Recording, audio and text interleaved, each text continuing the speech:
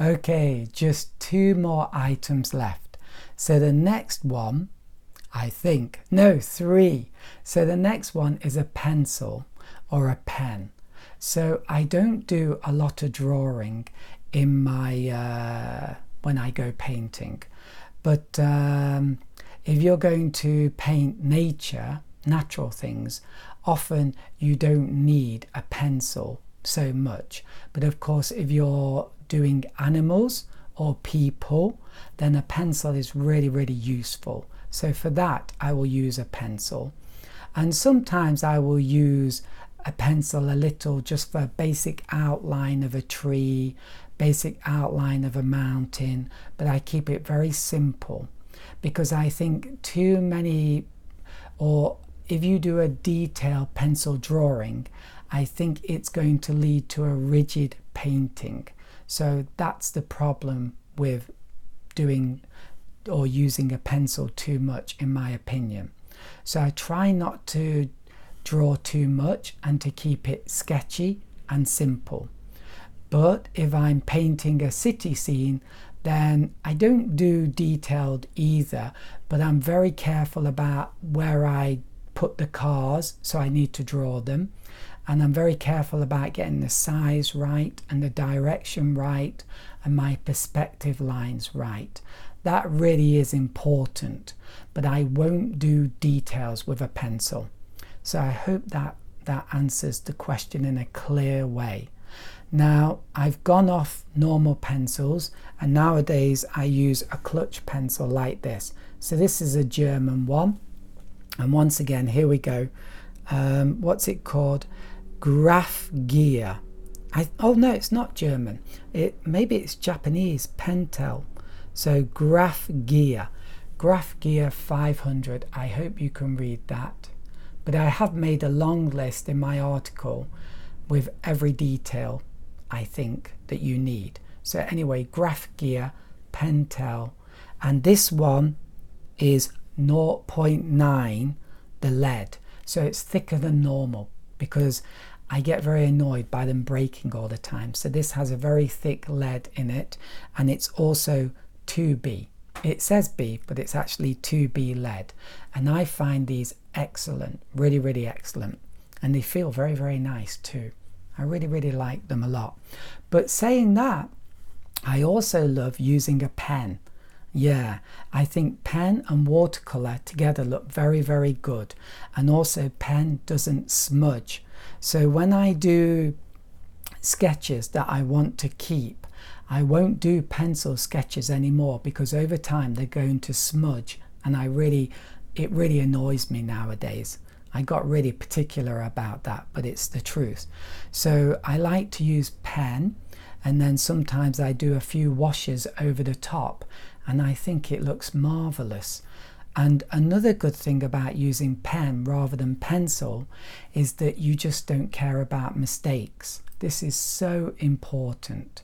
Stop worrying about little mistakes.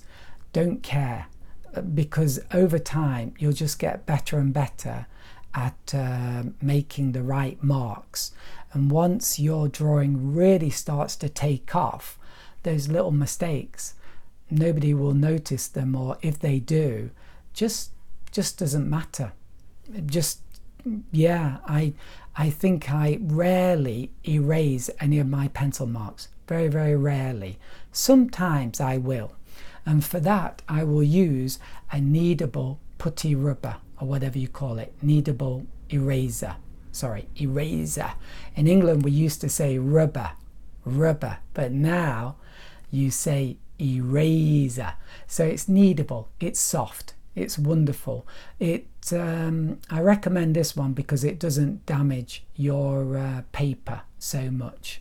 So this is the one to get, and sometimes I do use it. So it's not a useless item. Sometimes very, very useful, because sometimes I just draw the thing in completely the wrong place, and then, you know, like a car or something, I draw it in the wrong place, and I draw it too big, and then you just need to totally erase it and begin again.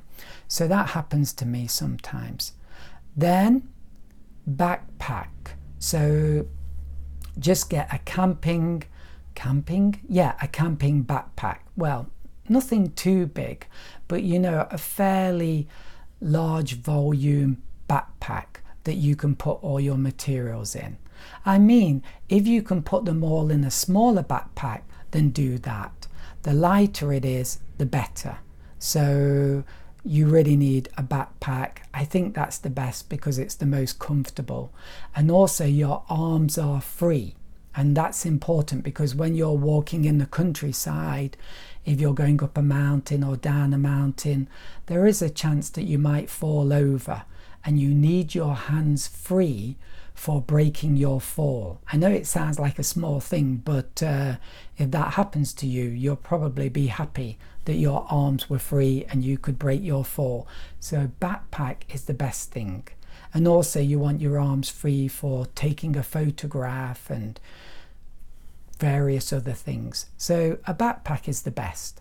And finally, an easel. So you don't really need an easel, especially as a beginner. You can just sit on the ground. But if you get very, very serious, or you just fancy buying an easel, they're not really that expensive.